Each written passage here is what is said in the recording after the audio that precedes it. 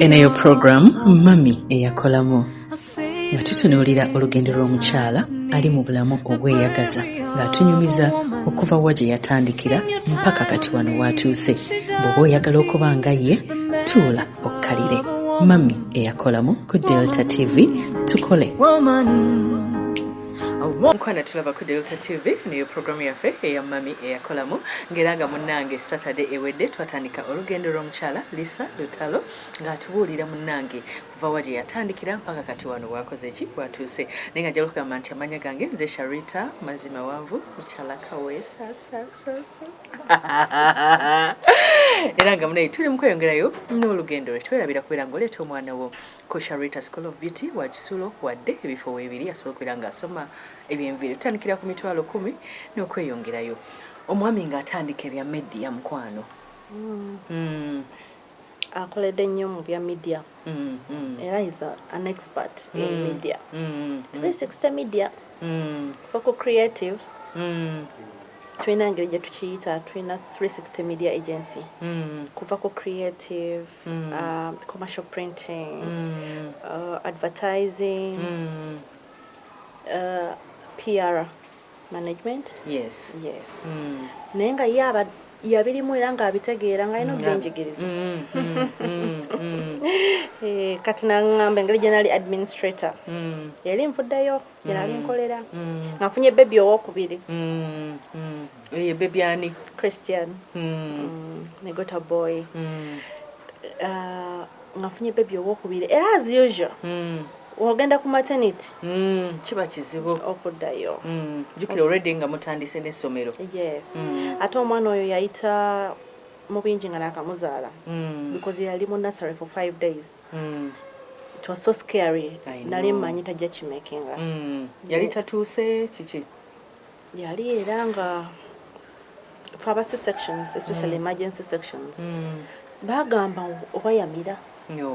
Something like that. Nainga katima okalaba olubuto olulaba omutima gukuba. Kati by that time yatugatta nnyo with my husband. Ne tugatta nnyo ne nga tusaba. Era those are challenges are what make a marriage. Yes.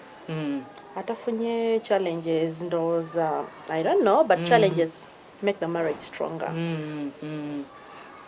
Omwana we yavaayo after 5 days nengamba no I cannot go back to work. Nalina kawere I cannot go back to work.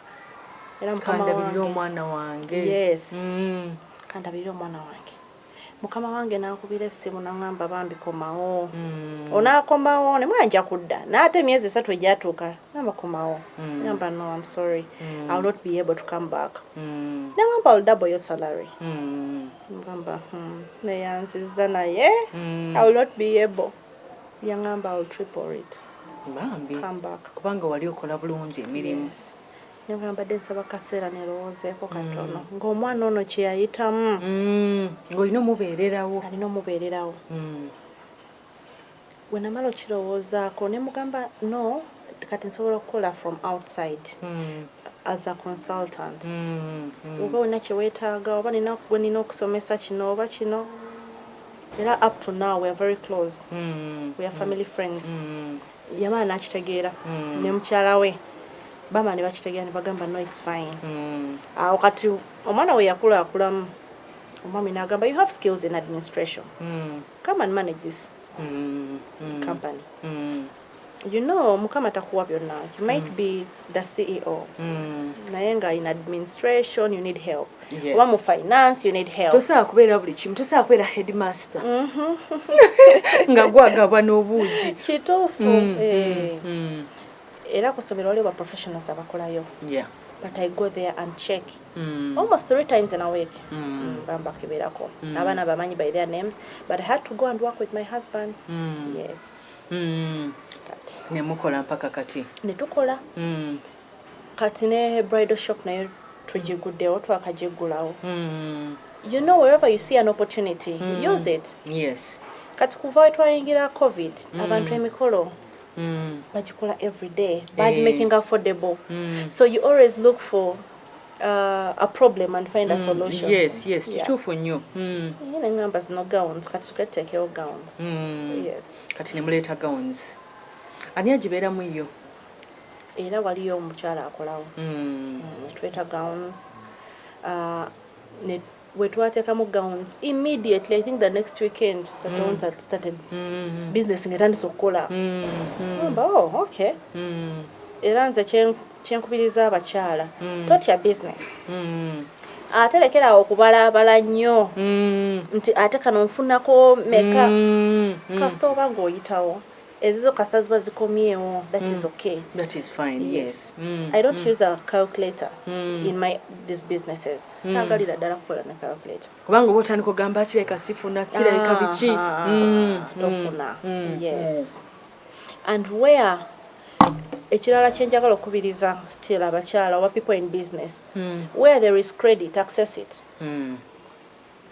Credit mba ntegeeza ki? Okufuna esente ku bbanja. Kintu kyonna kyonna ky'osobola okufuna ku bbanja utilizing. Abagagga bangi boolaba abakimakinze. Their credit is big. Okiraba muntu aba asobola, for example, nze gawuni zisazifuna ku bwerere naye muntu aba asobola okuzimpa nangamba kola nga bw'osasula. Yes. Ogenda okulaba ozisasula ate n'osigala nazo n'okola. Naye buli watandika okwesaasira n'okutya. Yes, perfect. N'okutya oba tosobola kukola.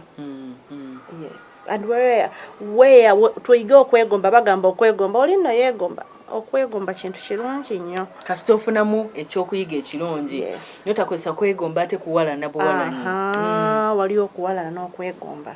Weegomba ekifo n'ogamba yes, me I will stay in Muyenga. Ojja kibeeramu. Ojja kukola nnyo. Making sure nti nja kuzimbayo. Ababeerayo bali aki? Bagamba musibantu ebyo byabagagga. Gye bali bangi nnyo abantu. Now you have to olina okwegomba no making sure nti okola. Notuukira tandika abuuza. How much is this car? Mpulira gye njagala yameka naye tulaba nagibuuza otidde.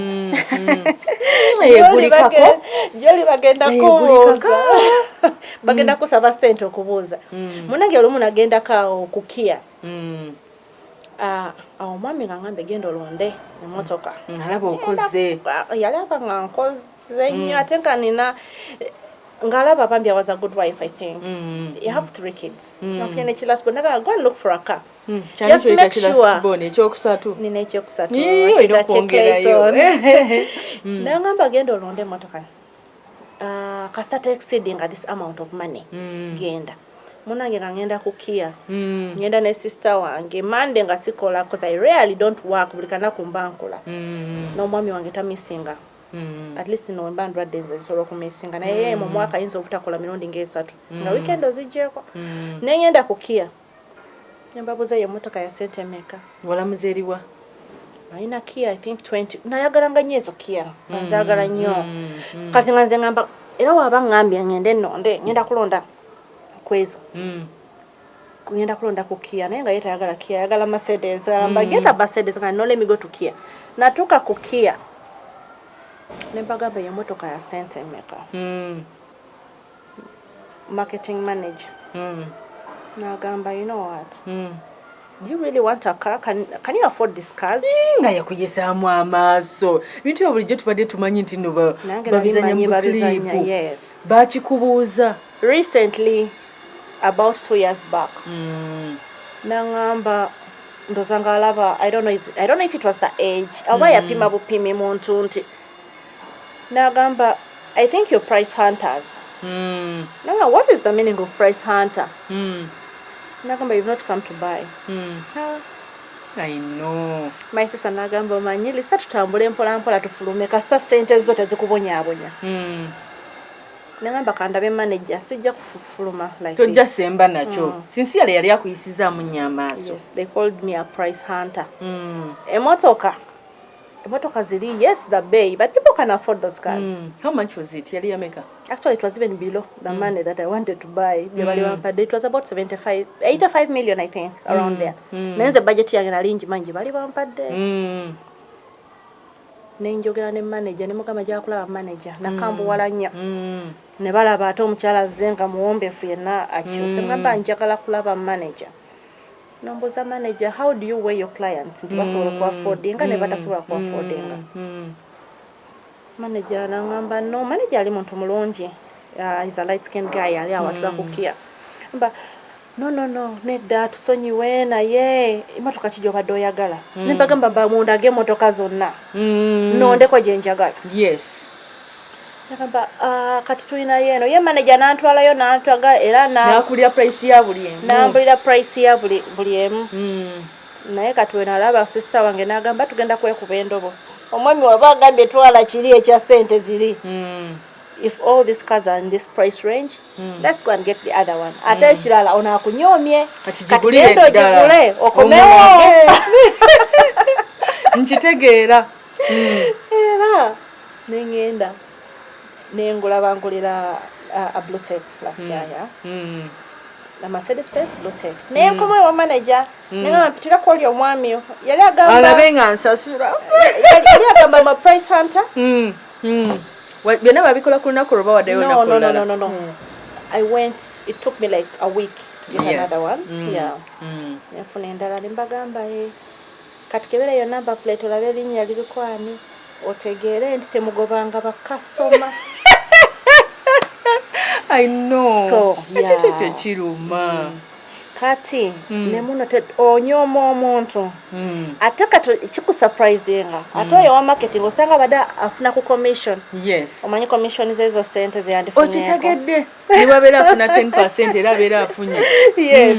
Aba afunidde ddala. Kubanga even if it's 100 million aba afunako million 10 ze. In just one day. Na apologizing naye nga era nga sisobola kuddayo kugula kia era yantamya kia. Yes. Bambi. Osobola otya okukuuma obufumbo n'emirimu? Kubanga nomale batera ogamba nti tosaabigatta waliwo ekimu ekifa. True. Very true. Naye ndowooza njagala kwebaza mwami Lutalo. I think he's such an understanding man. Ali very understanding obara kwanda byenkula. Akulabye kubanga oli muto bwakufunira amasomero. And he's a very good man. He's very prayerful. So buli wobeera ne partner, you know, both of you cannot have ego. Yes. Both of you cannot have ego. Kasategeera nti munango no ono mukyala wange n'omuyiga n'ogamba bwenti bwengendo mukwata oba omwami wange bwenti bwengendo mukwata mumanyi ku mulimu tasaaga. Mulimu abeera very very serious. Era naawe okola. Nkola. Kubanga bayinza okuyisaamu bbaluwa awo nange ne bagimpeera ng'omulindeeka nga neddaddira kiwangobye. Yes. So I think number one, he's prayerful. And he's very prayerful. Tusabe tukole kino. So abatamumanyi bayinza okuba tebamumanyi, but he's a very patient, prayerful man. Yeah. And ewaka wakomawo era ekitiibwa kibeerawo. Lwakuba some of us, once you're too close, once you're friends, oyinza okulowooza ekitiibwa tosobodde kimulaga. Naye kimulaga mubeera. Actually nze nali manyi my sister and brother. Sikulimba. That man loves respect. Baganda men love respect. But it's not bad. Yes. Naddala ng'akikoleredde. Ng'akikoleredde. And he's a good man. He loves my family. He loves my children. Ne family ye yennyini. You see, I was born in TZ. Era wano nina mama wange. And supporting nze nnyo. I don't feel like I'm alone here. Naye ate kutuuka ku family y'omwami wange. Bagambanga ba in-laws babi. This is 12 years together. About 9 years in marriage, holy marriage. But maybe we are yet to see it there.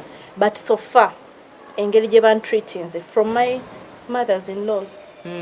Banjagadde niyanga muwala waabwe. My sister-in-laws bamanyi, they know my weaknesses, I know their weaknesses. They're like, we are like sisters for now.